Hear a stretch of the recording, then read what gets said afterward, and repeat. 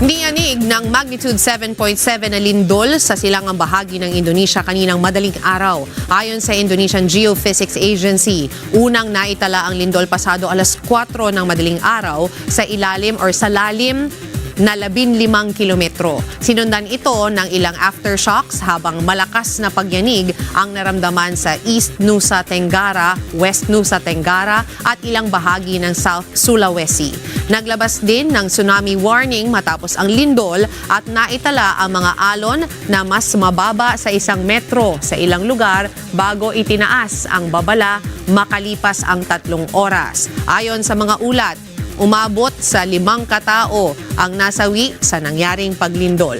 Patuloy naman ang search and rescue operations ng mga otoridad para matukoy kung may iba pang biktima at matiyak ang kaligtasan ng mga residenteng apektado.